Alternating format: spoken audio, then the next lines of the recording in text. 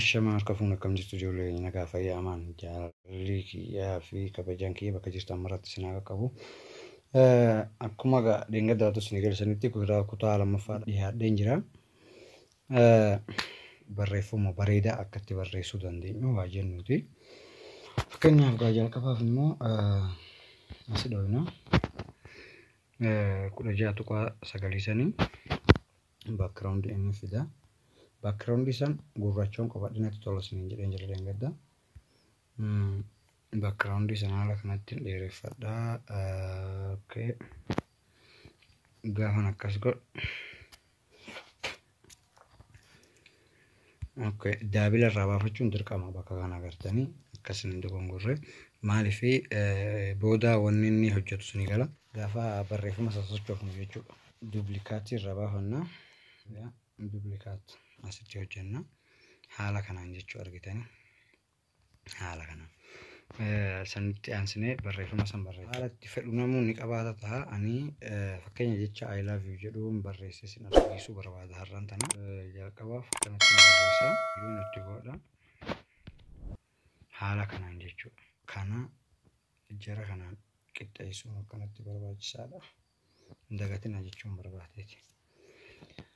Okay, isa kana xiqqoo tokko akkanatti yoo hambifnee boodaaf sigala kunis cal jedhiituma jala deemi ilaalammaa fi okay, kulaara diimaan natti tola barreeffama san irratti.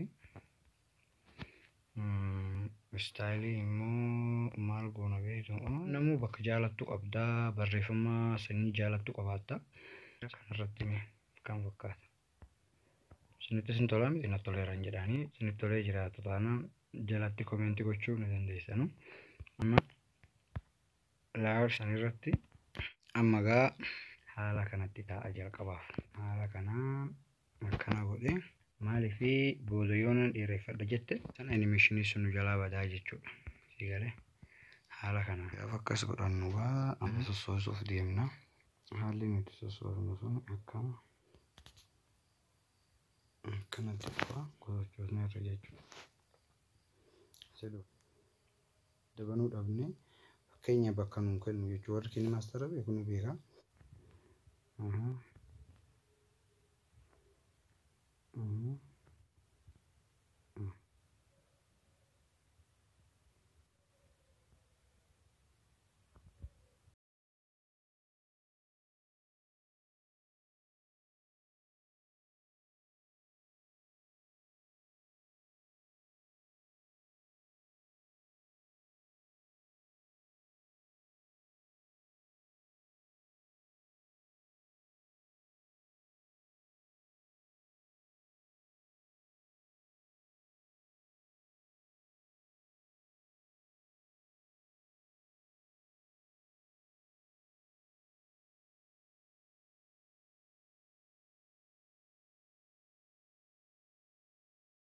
Tartiibaan hunda sin agarsiisuu barbaada beekte.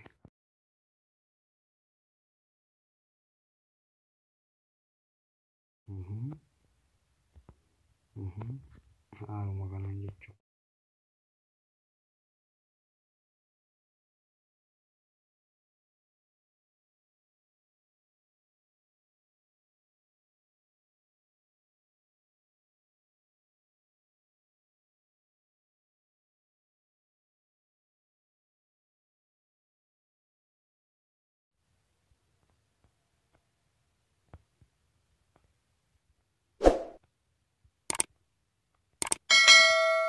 Haaluma namatti hojjetu kanaan jechuudha. Yoo jennee xumurre maal dhabdare gaafa sanin booda raayit dhoonnaa jechuudha. Dhugaa barreessu eegaa. Takka takkaan qubee baati. Background suni maal godhaa akka qubee sun takka takkaan qalama wajji biqiltu godha. Haala kanaan jechuudha. Xumurree jira. Haala kanatti. Murreessitu akka kanaan jechuudha. Kana fakkaataa isin jechuu barbaadeeti gaanni hojiin har'aadhaati. Murmatti isinii xumuraa. Galatoomaadhaa obsaan hojii turuu keessanii fi haala kanaan argaa jirtanii. Kuleerii immoo diimaan kun gaafa sin ajabuu baate jijjiiruu ni dandeessa. Kuleera barbaadetti magariisa gaafa feenu haala kanattis hin dandeenya jechuudha. Haala kanaan argite baaduma xumurreen booda jijjiiruu ni dandeenya. Waan biroon jijjiiramnu malee kuleerri kun ni jijjiirama. Bileeroon godhee haala kanatti kana fakkaata gaayitii hojiin kiyya har'aatii na wajjin obsaan turuu keessanii baay'ee galatoomaadha. Viidiyoo yoo isinitti tolee isin gammachiisu taate hojiin kun subscribe naa gochuu hin dagatinaadha. Haala danda'ameen immoo karaa dandeenyeen share godhuu hin dagatinaa yookaan kas gammachiisu ta'e kana fakkaata gaayitii galatooma obsaan wajjin turuu keessanii.